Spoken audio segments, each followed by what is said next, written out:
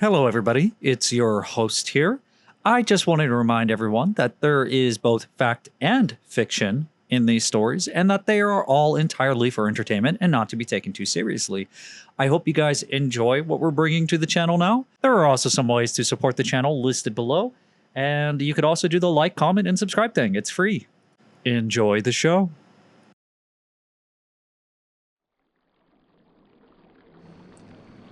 What goes up must come down. This is a fact, or a law, or at least something that rang true for one unlucky mistress wrapped in silk on the 7th floor of the Baker Hotel. She's known by whispers mostly. The red-haired woman, no name, no room key, just a shadow with lavender perfume and unfinished business. It is said that the manager kept her in secrecy on the 7th floor, where the view of the Texas plains could make you feel either rich or invisible, depending on the kind of heartbreak you were carrying. Some say she loved too much. Others say she was promised more than time allowed. But whatever the reason, one day she stepped out the window, and she never looked back.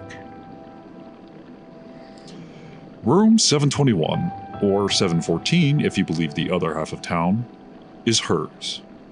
That's where the cold spots never leave, even in the middle of August. That's where phones ring once and fall dead. That's where the mirrors fog when no water's running and show more than just your own tired eyes looking back. Before the whispers and the hauntings, there was glamour and water. Welcome to Mineral Wells, once the healing capital of the South, a town built on the promise that its mineral-rich waters could cure anything from arthritis to heartbreak. And towering over it all was the Baker Hotel. The Baker opened its doors in 1929, a 14-story marvel of Spanish colonial design. It had 450 rooms, a spa fed by the town's famous wells, the first hotel swimming pool in Texas, and a ballroom that sparkled with chandeliers and promise. It wasn't just a hotel. It was an experience, a destination, a masterpiece. Guests arrived by rail and road, looking for healing and high society. Presidents, movie stars, musicians, everyone from Judy Garland to Clark Gable passed through its arched doorways.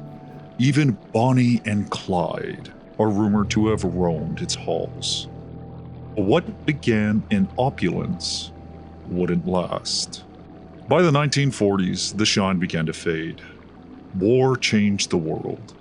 So did air travel. Mineral Wells wasn't on the map the way it used to be. By the 1960s, even the nearby military base, Fort Walters, wasn't enough to keep the town alive. The hotel limped along until it finally closed its doors in 1972. But the Baker didn't fade quietly. It began to whisper. Locals talked of shadows in the windows, of voices in empty rooms, of cold air on summer days.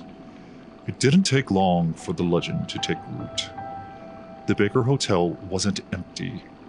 It was occupied by memory and something else. From the woman on the 7th floor, to children laughing in the vents, to elevators that moved with no power, the Baker has become one of the most haunted buildings in Texas.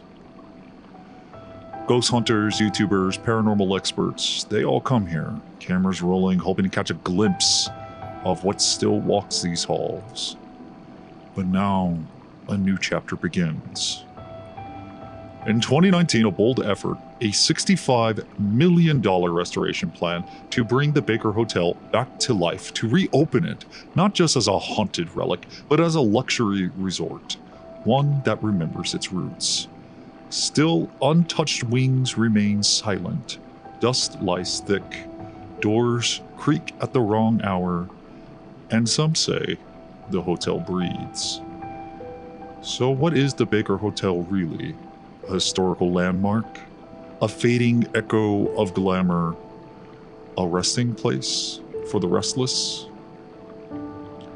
Whatever it is not done telling its story.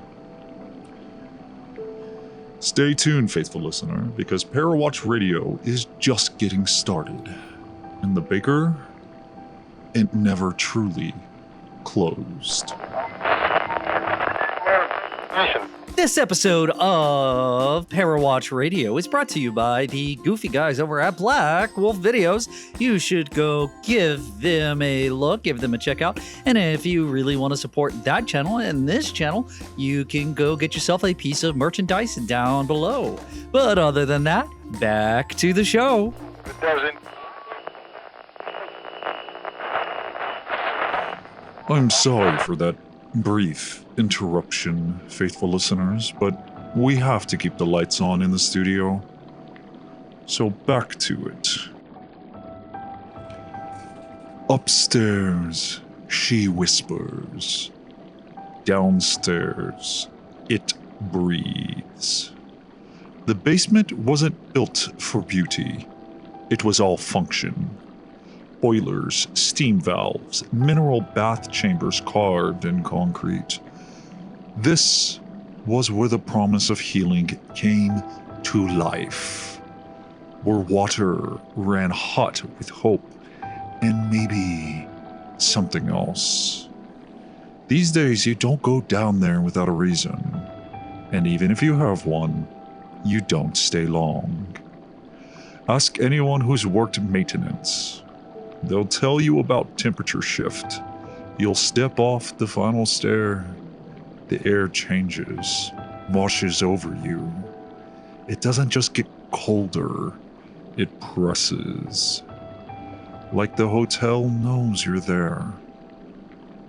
People see things, tall things, thin things, figures that shouldn't cast shadows, because they are the shadows. They say they have no faces, no features, just silhouettes with purpose. Sometimes still, sometimes watching. Whispers carry in the dark, not words, not quite, but syllables in the walls, like the pipes are speaking, like the stone is remembering. One contractor said he heard his own name whispered behind him 3 times. In fact, he was working alone. Cold spots bloom like bruises. You walk 10 feet, it's summer. Take another step, you're standing in the breath of something that shouldn't be breathing. Julio, the night watchman, lasted just under a month. Said he heard dripping water behind him every time he turned his back, but when he looked, everything was bone dry. On his last night, he found wet footprints, bare, human, leading deeper into the tunnels. He followed them with his flashlights. He doesn't talk about what he found, only what he left. He said the dark was listening. Or at least that's what he told me in his email. The Baker's basement isn't just haunted. It's aware. Some buildings creak, some moan, but this place, it exhales. Some say the Baker Hotel is a building filled with memory. But what if it also remembers movement? The elevators at the Baker, massive, brass-trimmed cages of old-world engineering, were built to carry the living from floor to floor. Now, they carry something else. Guests report it all the time. An elevator that opens without being called, doors parting like they've been waiting for you. Step inside. You press floor 7. It takes you to floor 5. You hit lobby. It rolls past into the basement. Stays there. Doors shut. Humming like a heart that forgot how to stop. Even when the main power's cut, they still move. One maintenance worker said the service elevator operated during a full lockout. No current, no overrides. Still, it opened at 3:07 a.m. One man swears he saw his own reflection in the elevator's polished metal doors. But when he moved, it didn't. He got out at the next floor.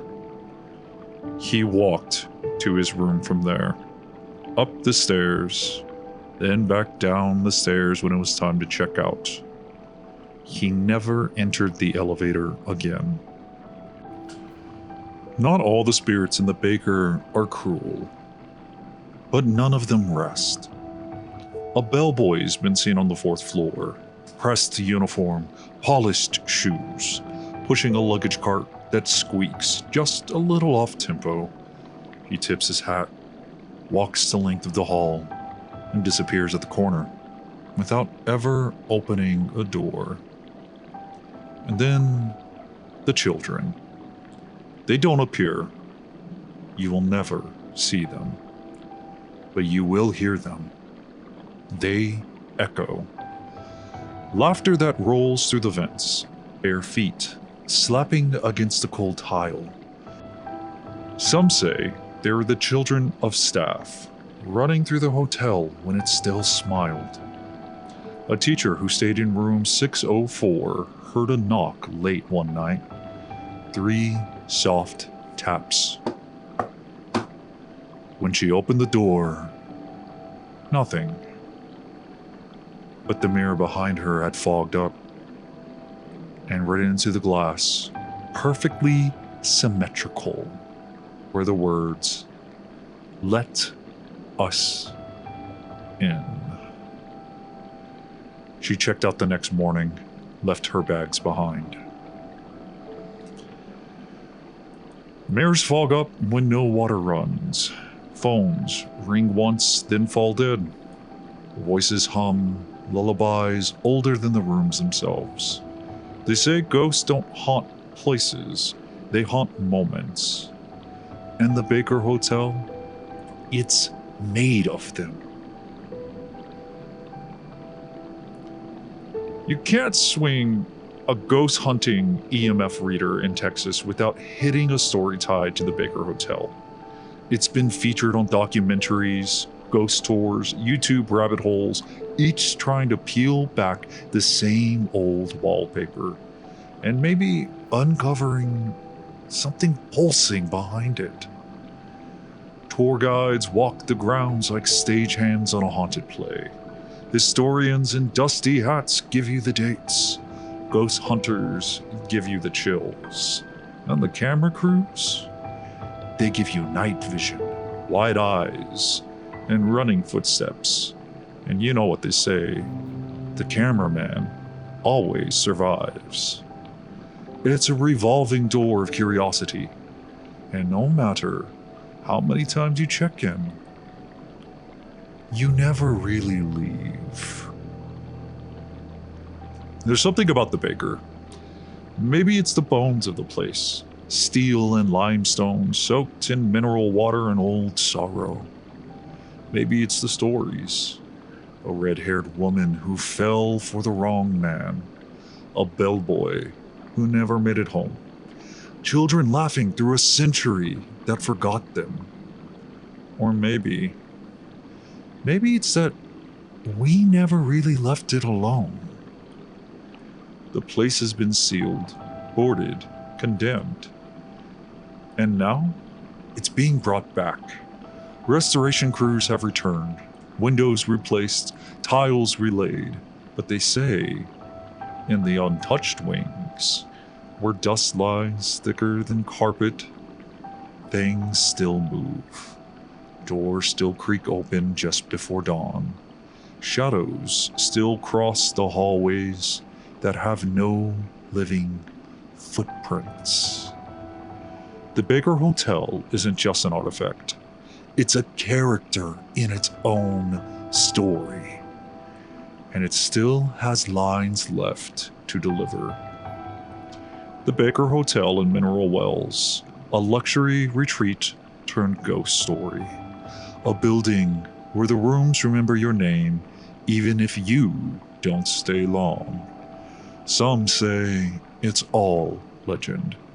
Others, they've seen the lights, heard the footsteps, smelled the lavender perfume just before the air turned cold. So, how much is fact and how much is fiction? I'm no judge.